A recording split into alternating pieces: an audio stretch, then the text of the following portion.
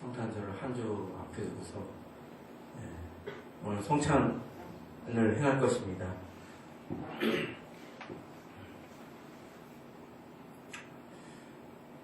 성찬이란 무엇인가요?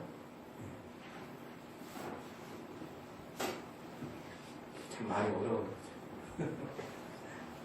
성만찬의 줄임말입니다. 성만찬. 만찬이라는 말은 들어보셨죠? 만찬. 가득 이렇게 상을 차려놓는 거. 이걸 만찬이라고 하잖아요. 성만찬의 줄임말, 그냥 성찬. 그냥 성스러운 만찬이라는 뜻인데, 이것은 6월절의 절기인 6월절에서, 유대교의 절기인 6월절에서 기인하였지만, 예수님이 이것을 행하여 나를 기념하라 명하신 것처럼 예수님이 제정하신 것이에요. 6월절은 예수 십자가를 예언하고 예표하지만 성찬식은 성취된 예수 십자가를 기념하는 것입니다. 기념이라는 건 말은 무슨 말인가요? 기념이라는 것은 뭔가 중요한 사건, 뭔가 중요한 일이 일어났는데 그것을 나중에 그것을 기리고 또 해상하고 기억하고 그것을 이렇게 칭송하고 그렇게 하기 위해서 하는 것이 기념이라고 하는 것입니다. 그래서 6월절이 예표했던 6월절 흠없는 어린 양 예수 그리스도가 십자가에서 죽으심, 희생당하신 것이 십자가에서 성취가 되었어요. 그러므로 해서 6월절은 폐기가 되고 절기로서는 폐기가 되고 이제 우리에게는 성찬식이 남아있어요. 신약 시대의 교회에게는 두 가지 중요한 의식이 있어요. 하나는 세례고 하나는 성찬이에요. 모든 절기와 모든 의식들이 다 폐해졌는데 신약 시대 이 교회에 중시된 두 가지 의식이 바로 세례와 그 다음에 우리가 지금 하고자 하는 성찬입니다. 성찬식입니다. 그래서 이 성찬식이 어떤 의미가 있는지 우리가 살펴봐야 되는데요. 예수님은 요한복음 6장에서 이렇게 말씀하셨습니다. 예수께서 이르시되 내가 진실로 진실로 너희에게 이르노니 인자의 살을 먹지 아니하고 인자의 피를 마시지 아니하면 너희 속에 생명이 없느니라. 내 살을 먹고 내 피를 마시는 자는 영생을 가졌고 마지막 날에 내가 그를 다시 살리리니 내 살은 참된 양식이요 내 피는 참된 음료로다.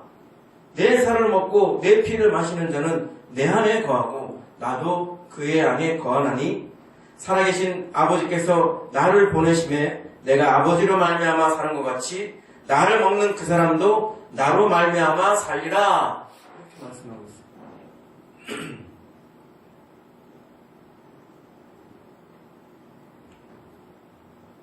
이 얘기를 들은 유대인들은 예수님께서 무슨 말씀하시는지 잘 이해하지 못했어요. 아니 예수님을 하늘에서 내려온 살아있는 떡이라고 그러고 자기를 먹어야 된다고 그러고 마셔야 된다고 그러고 대체 저 사람이 무슨 소리를 하는가 싶은 거예요. 어떻게 예수님을 이 눈에 보이는 그 인간을 한 번도 사람 고기를 먹어본 적이 없고 한 번도 사람 피를 마셔본 적이 없는데 아니 예수님을 자꾸 먹으라는 거예요. 예수님을 자꾸 마셔야 된다는 거예요. 그래야 살 수 있대. 그래야 마지막 날에 부활할 수가 있대. 그래야 영생을 얻을 수 있대. 그리고 자기의 살이 참된 양식이고 자기의 피는 참된 음료라는 거예요. 지금까지 당신들이 먹었던 음식들 고기니 빵이니 음료니 이런 것들이 참된 음식이 아니고 참된 음료가 아니라는 거예요. 오직 예수 그리스도 나만이 너희에게 줄 수 있는 참된 양식이고 참된 음료라는 것이에요. 썩어질 것들, 죽어질 것들 그런 것이 아니라 바로 나만이 나야 예수 그리스도만이 너에게 줄 수 있는 참된 양식이고 참된 음료라는 것이에요. 더 이해할 수가 없죠. 이들은 오직 생각이 육신적인 것에 가 있어요. 육신적으로 뭘 뜯어먹어야 되나? 저 사람 내가 어떻게 식인종처럼 먹을 수 있어? 이런 생각밖에 못하는 거예요. 그러나 예수님 말씀하신 것은 살리는 것은 영이니 살리는 것은 영이니 영이 살린다고 해요. 믿음이 살린다는 거예요. 사랑이 살린다는 거예요. 그들은 그걸 몰랐어요. 그러나 여러분들은 잘 알잖아요.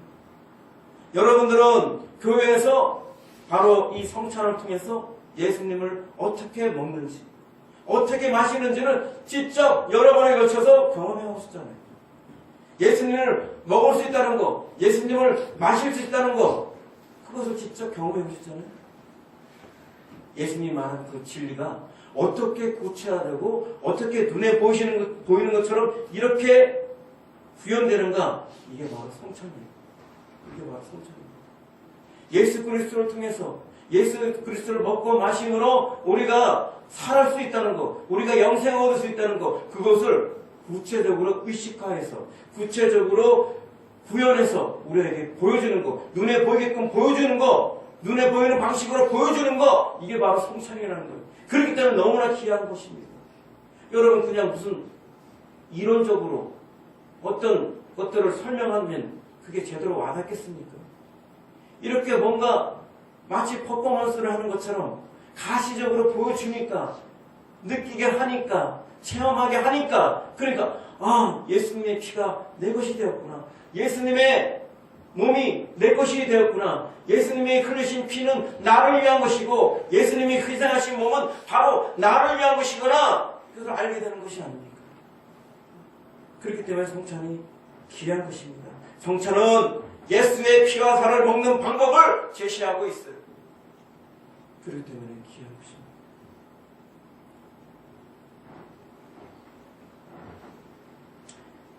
그런데 교회 안에 보면 성찬에 대한 굉장히 잘못된 교리가 많아요. 성경을 잘못 해석하고 또 교회가 잘못 가르치는 부분들이 분명히 있습니다. 예수 그리스도는 자기의 피와 살을 우리에게 주셨건만, 자기의 몸을 아낌없이 내어놓건만, 교회는 그 본질을 잃어버렸어요. 교회는 잘못된 이해와 잘못된 오해로 인해서 성찬을 오히려 제한하는 부분들이 많아졌어요. 그래서 어떤 면에서 성찬이 교회 안에서 잘못되어 왔는지, 오늘 설교 제목이 패러다임의 전환이라는 건데, 기존에 가지고 있던 고정관념, 기존에 가지고 있던 의식을 깨고 성경이 말하고 있는 성찬에 대한 진리, 성찬에 대한 가르침을 제대로 우리의 삶 가운데 접목할 수 있도록 우리가 오늘 한번 살펴봐야겠습니다. 첫 번째, 성찬은 누구를 위한 것인가? 사랑하는 여러분, 성찬은 누구를 위한 것일까요? 세례 교인을 위한 것입니까? 그동안 교회에서는 세례 교인들에게만 성찬을 허용하였습니다. 그것이 세계 교회의 예법이라고 하더군요. 네. 다른 교회도 다 그렇게 하니까 그렇게 한다, 이런 식도 있는데, 세례 교인일지라도 제 문제가 있어 상태가 안 좋으면 또한 성찬을 금하였어요. 구체적인 규정을 보면, 첫째, 유아 세례 받은 자는 입교인 만 15세가 될 때까지는 제외된다. 두 번째, 범죄자나 건징 아래 있는 자 등이 결함이 있는 신자는 참여하지 못한다. 세 번째, 불신자는 참여하지 못한다. 성찬은 결국 무흠한, 흠이 없는 세례 교인들에게만 허용한 것입니다. 이러한 제한은 오늘 본문인 고린도전서 11장 27절 30절에서 근거해서 적용한 것입니다. 27절부터 30절을 한번 읽어보겠습니다. 그러므로 누구든지 주의 떡이나 잔을 합당하게 먹고 마시는 자는 주의 몸과 피에 대하여 죄를 짓는 것이니라. 사람이 자기를 살피고 그 후에야 이 떡을 먹고 이 잔을 마실지니 주의 몸을 분별하지 못하고 먹고 마시는 자는 자기의 죄를 먹고 마시는 것이니라. 그러므로 너희 중에 약한 자와 병든 자가 많고 잠자는 자도 적지 아니하니. 말씀드리겠습니다. 성찬 때 합당하지 않게 먹고 마시는 자는 죄 짓는 것이다. 그러니 자기를 살핀 후에 먹고 마시라. 주의 몸을 분별하지 못하고 먹고 마시면 약하고 병들고 죽게 된다는 것입니다. 여기에서 성찬 때 합당하지 않게 먹고 마시는 죄, 주의 몸을 분별하지 못하고 먹고 마시는 죄를 그동안 교회에서는 뭐라고 했어요? 교회에서는 개인적으로 죄가 있어서 상태가 좋지 않은 상태에서 성찬에 참여하는 것을 그 죄로 규정하였어요. 그래서 그런 일이 없도록 엄격하게 흠이 없는 세례 교인에게만 허용하고 그 외 다른 사람에게는 제한한 것입니다. 그런데 이런 해석이 맞을까?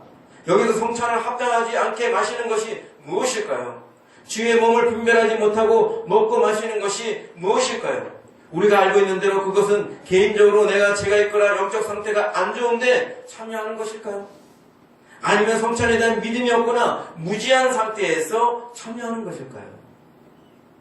우리가 진실을 알려 한다면 다시 고린도전서 11장의 앞뒤 문맥을 통해 바울의 의도를 바르게 이해해야 할 것입니다.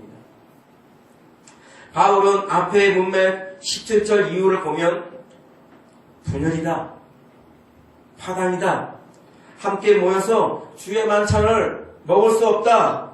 그 이유는 먹을 때 어떤 이는 부유해서 자기 만찬을 먼저 갖다 먹고 그래서 술에 취하는 자도 있고 또 어떤 이는 가난해서 늦게 와 먹을 게 없어 시장한 상태가 되었다.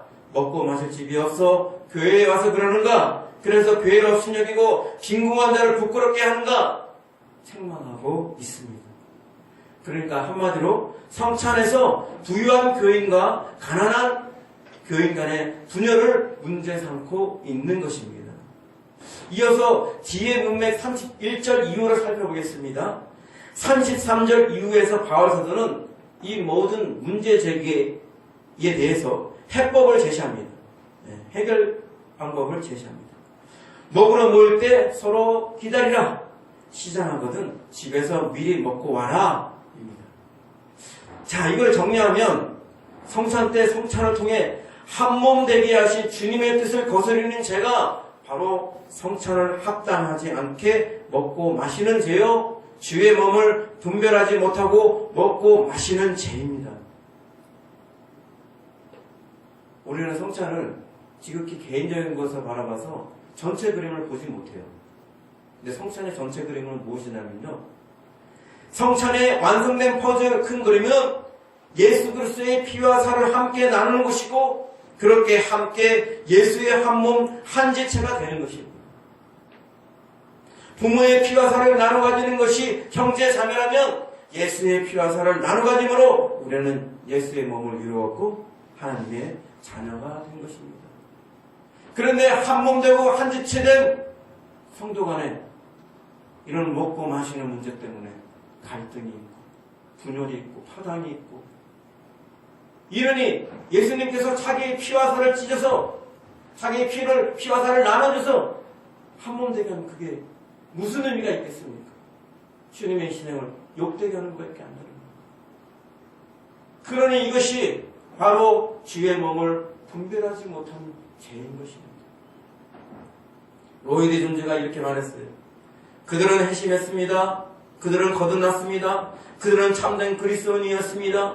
그러나 그들은 혼란한 상태에 있었습니다. 왜일까요? 왜냐하면 그들은 교회의 본질에 관하여 분명하게 이해하지 못했기 때문입니다.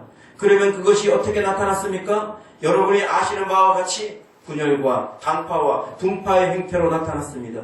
바울이 그들에게 계속해서 말하고 있는 것이 바로 그 점입니다.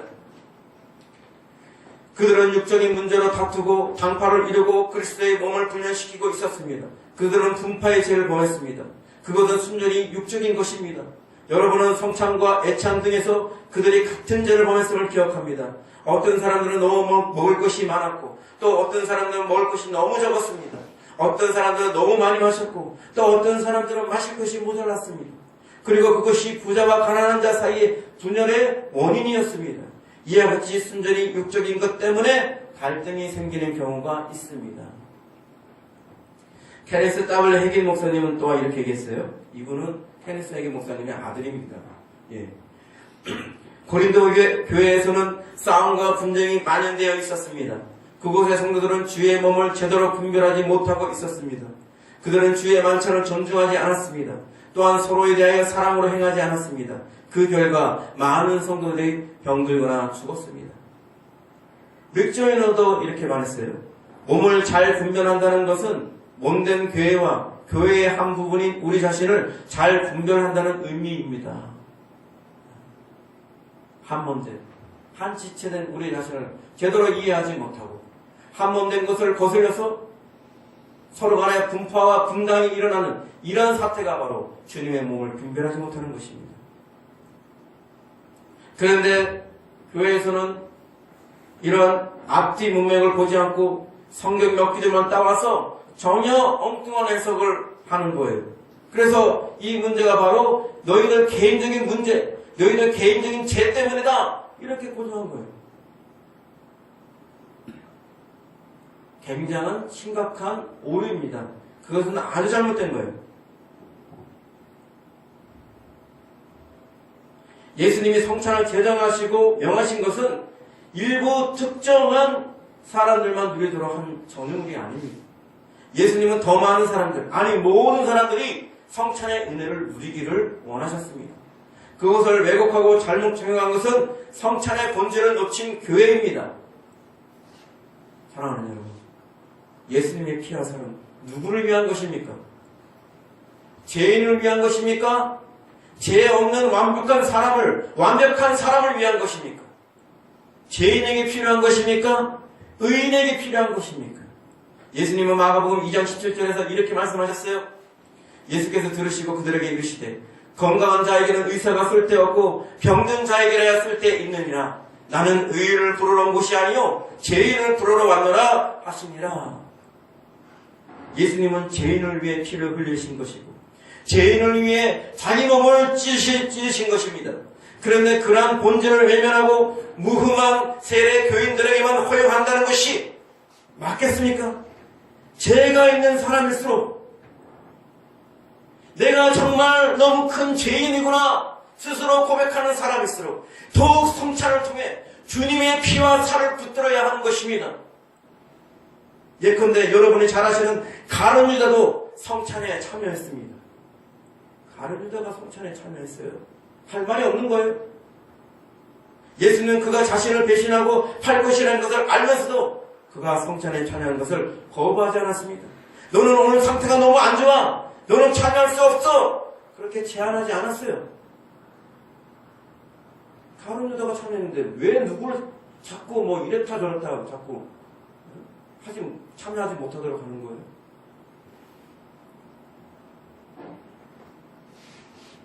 그러니 개인적인 죄가 있다 해서 제안했던 교회의 모든 논리와 주장은 헛소리에 불과합니다. 헛소리입니다. 그리고 이 성찬에 대해 무지한 상태에서 성찬에 참여하는 것이 죄가 되니 제안하는 것이 맞을까요? 예수님의 제자들조차도 성찬의 의미를 잘 몰랐습니다. 알았습니까, 여러분? 알고서 이들이 한 거예요? 예수님께서 행하신 일들이, 그 성찬을 행한 것들이 이게 무엇을 의미하는지 제자들이 제대로 알았을까요? 몰랐습니다. 성경이 그걸 말하고 있잖아요. 그들은 예수님이 십자가에서 죽으신 후에야 비로소 이 성찬이 바로 예수님의 십자가를 나타내는 것이구나. 이 성찬이 바로 나를 살리기 위해서 나를 위해서 희생하신 예수님의 피와 살을 상징하는 것이구나. 그때 알았던 거예요. 몰랐던, 아무런 의미조차, 그것이 무엇을 의미하는지조차 잘 몰랐던 쟤네들도 다 먹었어요. 다 취했어요. 근데 또 몰랐어. 그 의미를 모르는 자들은 먹지 마라. 또 이래요. 물론 저의 주장은 성찬에 대해 무죄도 된다, 몰라도 된다는 취지로 말씀드리는 것이 아니에요. 잘 이해하셔야 됩니다. 주님이 제정하신 성찬을 이런저런 이유로 잘못된 해석을 해서 제안하는 것이 주님의 뜻이 아니라는 겁니다. 설령 개인적으로 잘못 오해할 수도 있고요.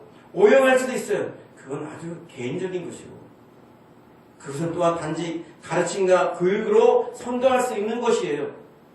그것이 성찬을 제한할 수 있는 타당한 이유는 아닙니다. 제도적으로 특정한 누군가를 제한하는 것은 옳지 않은 거예요. 성찬은 죄인을 위한 것이고 회개하고 믿고자 하는 모든 죄인에게 다 열려 있어야 한다는 것입니다.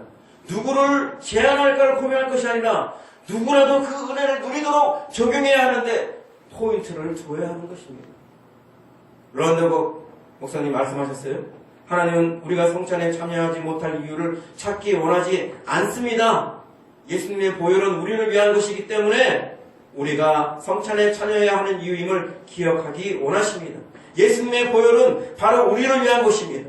우리를 위해 흘리신 그 보혈을 성찬을 통해서 우리가 마십니다. 우리는 성찬에 참여해서 그 피를 마심으로 주님의 보혈이 우리의 생명의 일부가 되는 것입니다. 성찬의 대상자를 죄나 무지 때문에 제한하는 것이 오히려 주의 몸을 분별하지 못한 자가 되는 것입니다. 예수님의 십자가가 모든 죄인을 위한 것이기 때문에 성찬 또한 죄인에게 제한해서는 안 되는 것입니다. 주의 몸이 누구를 위하고 무엇을 위한 것인지 분별하지 못하는 자만이 성찬의 문을 높여 제한하는 죄를 짓게 되는 것입니다. 설령 무지한 사람이 있을지라도 성찬에 참여할 기회를 자주 주어서 희생의 피와 살을 믿음으로 받을 수 있는 기회를 주는 것이 성찬이 제정한 뜻이에요.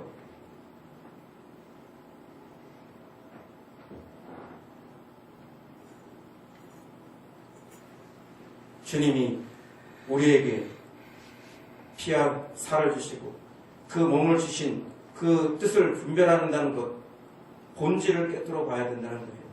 본질을. 사적으로 기퉁에 있는 어떤 그런 아주 지역적인 것에 매이지 마시고 왜 우리에게 피와 살을 주셨는가? 왜 우리에게 몸을 주셨는가? 그걸 본질을 보셔야죠. 너는 죄가 있어서 안 돼. 너는 잘 알지 못해서 안 돼. 그런 이유로 우리에게 성찬을 주신 예수님의 뜻을 잘못되게 사용해서는 안 돼요. 그거야말로 주의 몸을 분별하지 못하는 죄인 것입니다. 두 번째, 성찬은 어디에서 하는 것인가? 성찬은 어디에서 하는 것인가요? 그동안 성찬은 교회에서만 허용되어 왔습니다. 그러나 성찬은 교회에서만 특별히 하는 것이 아닙니다. 예수님과 제자들이 성찬을 드린 것도 다락방이지 교회당은 아니었어요. 초대교회 제자들이 성찬을 드린 것도 각 가정집이지 교회당은 아닙니다. 성찬을 행하는 곳이 반드시 교회당일 필요는 없는 것입니다. 성찬은 믿는 무리, 교회가 모인 곳이면 어디든지 가능합니다. 가정에서도, 직장에서도, 학교에서도, 야외에서도 장소에 구애받지 않고 할 수 있는 것입니다. 우리는 복음이 전해진 곳마다 성찬을 들고 나아가야 돼요. 그곳에는 예수님의 피와 살이 필요한 곳입니다. 그런데 성찬은 밖으로 나가지 못하고 안으로만 꽁꽁 묶여두고 가두어 뒀습니다. 안으로만 제한하였습니다. 이건 사탄이 좋아할 일입니다. 복음을 전하는 곳마다 당연히 성찬이 전해져야 합니다. 고린도서 11장 26절에 뭐라고 되어 있습니까? 너희가 이 떡을 먹으며 이 잔을 마실 때마다 주의 죽으심을 그가 오실 때까지 전하는 것이니라. 그 말씀하고 있죠.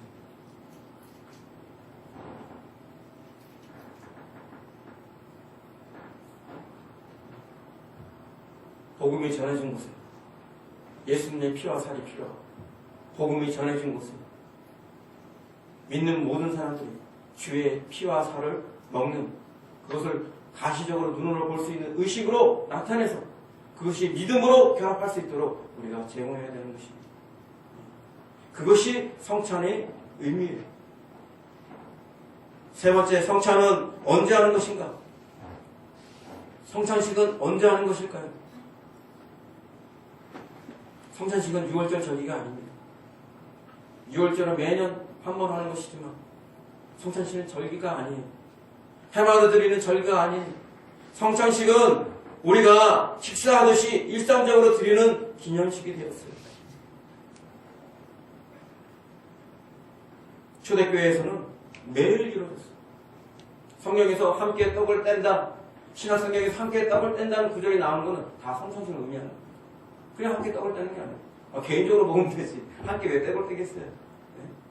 같은 믿는 무리들이 모여서 함께 떡을 떼고 함께 포도주를 나누는 거예요. 그게 예수님의 축사하고 예수님의 피와 살로서 나누는 거예요. 이걸 매일매일 해냈어요. 매일매일 해냈어요. 근데 이것이 교회로 지금까지 교회로 오면서 점점 횟수가 줄어들었어요. 심지어 근세기의 그 은사자들은 아예 이 성찬식을 완전히 폐기하려는 그런 움직임도 있었다고 하더라고요. 잘못된 겁니다. 예수님이 제정한 것을 왜 무슨 의미로 무슨 권한으로 함부로 폐기할 수 있어요?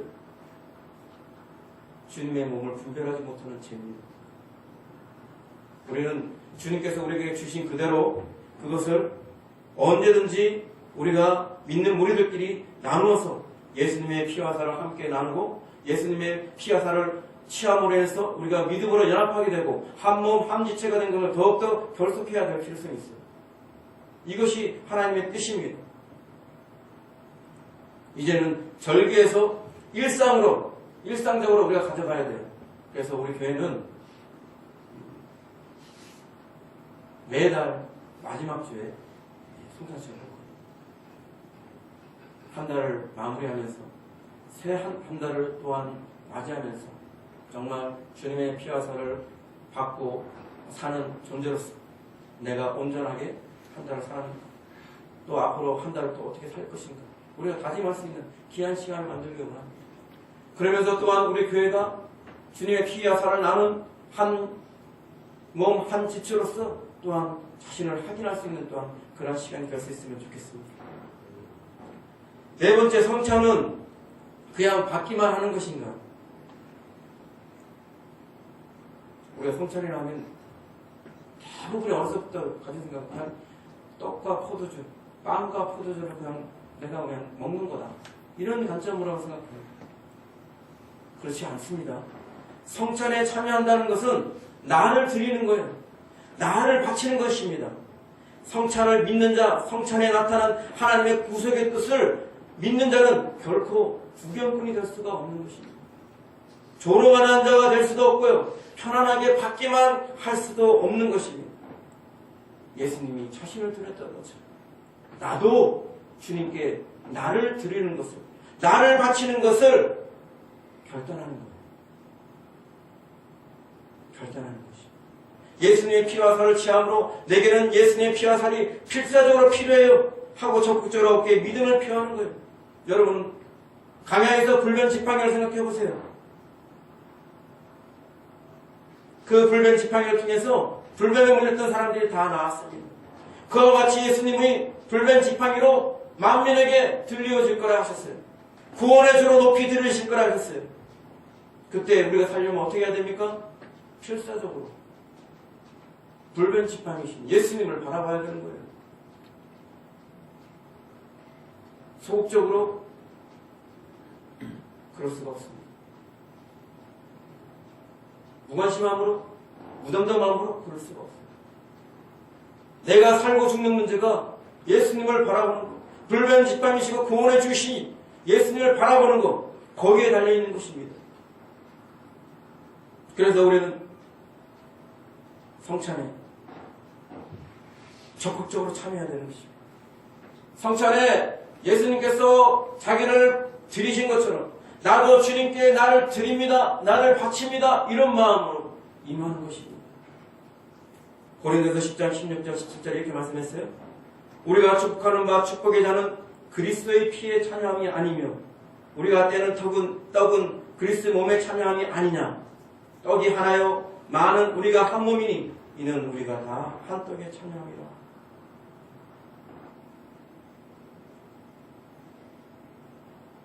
예수님의 십자가에서 죽으셨어요. 그 십자가에서 죽으신 것이 그냥 사건으로 그냥 나와 상관없는 일이 된 것을 이 성찬을 통해서 나와 연결시키게 된 거예요. 믿습니다. 주님이 십자가에서 이루신 걸 믿습니다. 그럴 수도 있는데 이걸 또 구체적으로 십자가에서 이루신 것, 그 십자가를 내가 참여함으로, 이 성찬에 참여함으로 받아들이는 것, 그 피와 살을 내 것으로 받아들이는 게 바로 성찬이 된 거예요. 그렇기 때문에 더 각별한 의미가 있습니다. 그래서 우리는 적극적으로 성찬에 참여해야 될 것이고, 또 예수님께서 자신을 드린 것처럼 우리 자신을 또한 드리고자 하는 그런 마음으로 성찬에 참여해야 하는 것입니다.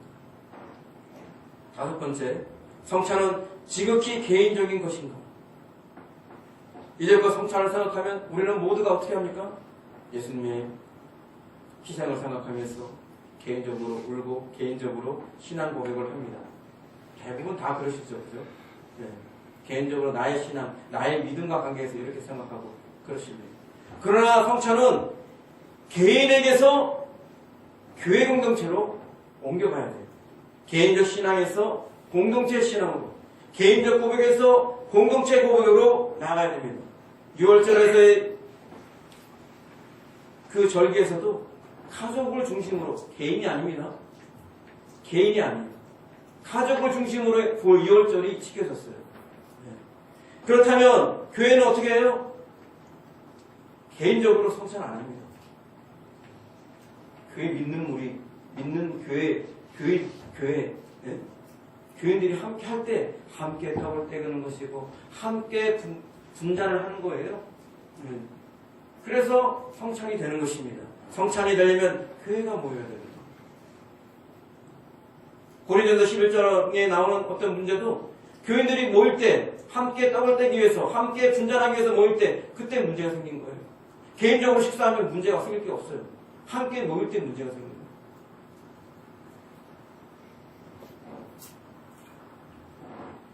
교회는 예수의 피와 살을 나눠 먹고 예수의 영적인 몸을 이루는 것이 교회이기 때문이고, 성찬은 예수님의 피와 살로 한 몸 된 것을 선포하고 실천하는 것입니다.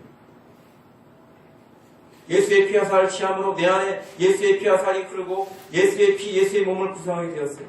그리스도의 피와 살을 함께 떼는 것, 그런데 그것이 함께 떼는 것으로 나아가게 되는 거예요. 그것을 통해서 그리스도의 생명을 나눠 가지는 것이고, 그것이 바로 제자 공동체이고 교회 공동체인 것입니다.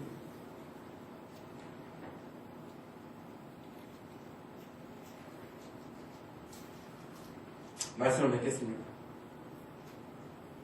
성찬은 그저 경건한 의식이 아닙니다. 의례적인 종교 행사도 아닙니다. 성찬은 복음입니다. 성찬은 100마디 말보다 나은 복음입니다. 바울 사도는 복음은 예수 그리스도와 그가 십자가에 못 박히신 것으로 요약했습니다. 고린도서 2장 2절에 내가 너희 중에서 예수 그리스도와 그가 십자가에 못 박히신 것 외에는 아무것도 알지 아니하기로 작정하였습니다. 성찬은 예수 그리스도와 십자가를 의식으로 재현해서 믿음으로 연합하게 하는 거예요. 예수 그리스도가 십자가에 못 박히신 것, 그것을 의식화해서 눈에 보이게 재현해서 그것을 믿으라는 거예요. KSW 해긴 목사님이 이렇게 얘기했어요. 성찬의 성찬상은 주목할 만한 가치가 있는 중요한 의미를 가집니다. 내가 여러 번 말씀드린 바와 같이 이 테이블은, 이 성찬상은 말을 한마디도 하지 않으면서도 주 예수 그리스도의 복음을 전하고 있습니다. 이 성찬상은 예수님에 대해서 분명한 메시지를 전달합니다. 즉, 그가 우리에게 어떠한 분이시며 그가 우리를 위해서 무슨 일을 하셨으며 그의 복음 메시지가 무엇인지를 말해줍니다. 나는 다른 어떤 것에 대한 설교보다도 성찬식에 대한 설교와 가르치는 것을 즐기게 되었습니다. 그 이유는 간단합니다. 성찬식은 가장 간단한 형태의 복음이기 때문입니다. 저 성찬상 위에 바로 저곳에 완전한 복음이 있구나. 말은 한마디도 안 하지만 성찬식의 상징인 떡과 잔은 복음의 스토리를 말하고 있습니다. 예수 그리스도의 죽음과 장사와 부활과 재림의 복음이 요약되어 있습니다. 바로 이런 것들이 성찬식이 나타내고 의미하는 것들입니다. 사랑하는 성도 여러분, 성찬식에 비밀이 있습니다. 성찬식에 신비가 있습니다. 예수님께서 이 성찬식을 기념하라 하는 데는 비밀이 있고 신비가 있습니다. 성찬식은 예수님을 만나는 거예요. 십자가에서 못 박혀 죽으신 예수님을 만나는 겁니다. 십자가에 달리신 예수님을 체험하는 거예요. 그리고 그 예수님과 내가 연합하는 거예요. 연합하는 겁니다. 예수님의 피와 살이 내 몸 안에 들어와서 예수님이 내가 되고 내가 예수님이 되는 거예요.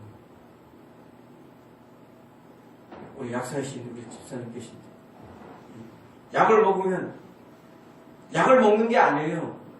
약의 효능을 먹는 거지. 네? 따지고 보면 약을 왜 먹어요? 효능이 없는 약은 아무 소용이 없어요. 결국 효능을 보기 위해서, 효과를 보기 위해서 먹는 거예요. 약을 먹는 그 순간에 우리가 약을 먹는 게 아니라 약이 가지고 있는 효능을 먹는 거예요. 우리가 예수님을 상징하는 이 피와 살을 먹는 거는 그냥 먹는 게 아니에요. 예수님이 가지고 계시는 신적 생명을 우리가 먹는 거예요. 우리가 취하는 거예요. 예수님의 효능인 신적 생명, 영생, 그것을 우리가 가져오는 거예요. 그의 몸이 되었어요. 그의 피가 되었어요. 우리의 몸에 예수의 몸이 되고 우리의 피가 예수의 피가 됨으로 인해서 우리 안에 하나님의 생명, 예수님의 생명이 왕성히 활동하는 거예요. 그래서 우리는 성찬을 통해서 더욱더 예수님을 만나야 됩니다. 예수님을 체험해야 됩니다.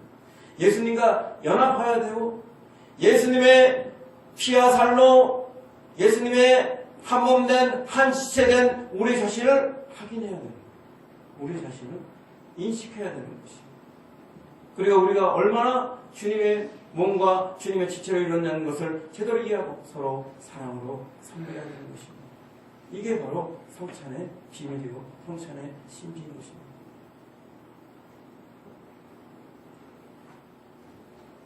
이제 성찬식을 하겠습니다.